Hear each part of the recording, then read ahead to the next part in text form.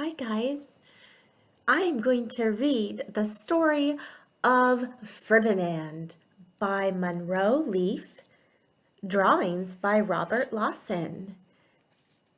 This is a different kind of bowl. Let's find out why.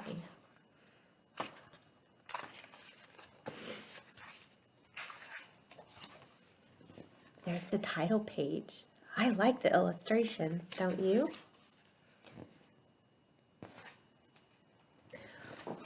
Once upon a time. Ooh, what kind of story begins with once upon a time? Once upon a time in Spain, there was a little bull, and his name was Ferdinand. There he is. There's a little guy. All the other little bulls he lived with would run and jump and butt their heads together. But not Ferdinand. What is he doing? Looks like he's walking away. He liked to just sit quietly and smell the flowers. He had a favorite spot out in the pasture under a cork tree.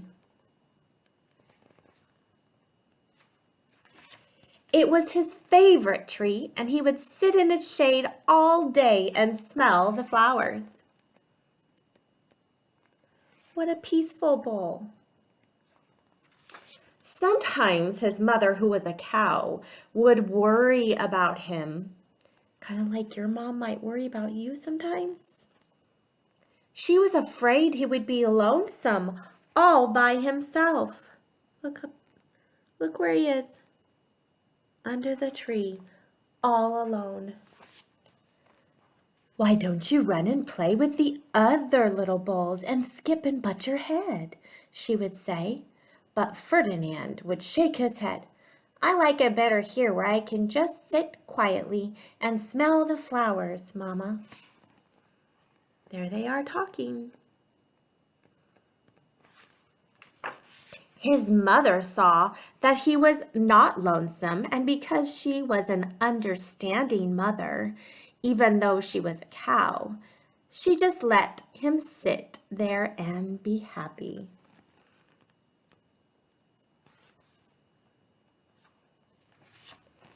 As the years went by, Ferdinand grew and grew until he was a very big and strong bull. Look what they did to the tree. Have you ever marked your growth? Do you think this is fiction or nonfiction?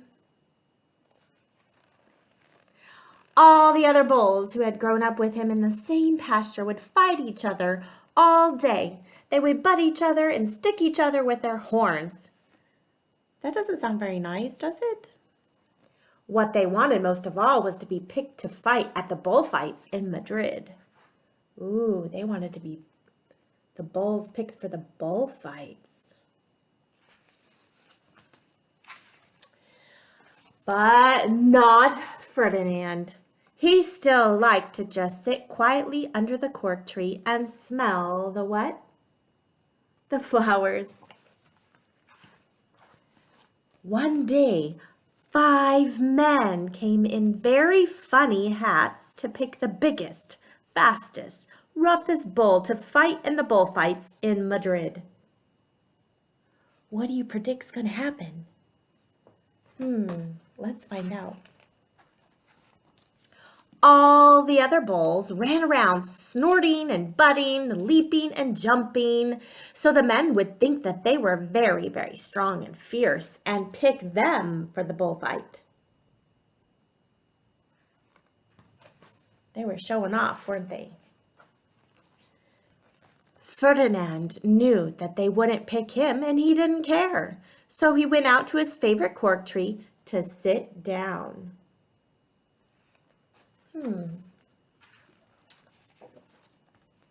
He didn't look where he was sitting, and instead of sitting on the nice, cool grass in the shade. He sat on a what? What do you think he sat on? A bumblebee. What do you think that bumblebee did? Would you want to be sat on?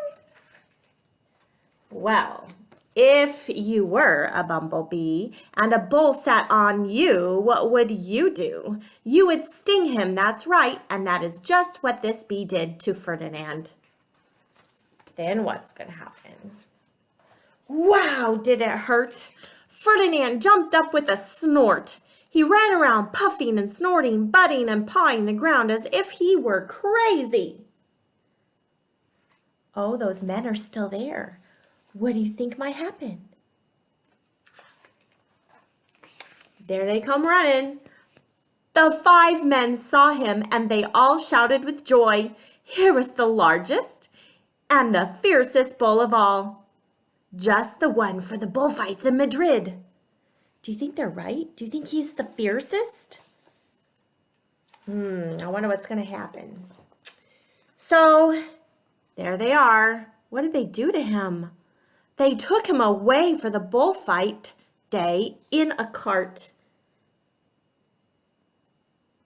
Do you think he's going to like bullfighting? Why not? What a day it was. Flags were flying, bands were playing, people were cheering. Look at them on their balconies. They must like bullfights there. And all the lovely ladies had flowers in their hair. Oh, look at that. All those flowers. Oh, Ferdinand likes flowers, you're right. They had a parade into the bull ring. They're bringing Ferdinand in. First came the bandilleros with long, sharp pins with ribbons on them to stick the bull and make him mad. Did you know they do that during bullfights? Does that sound nice?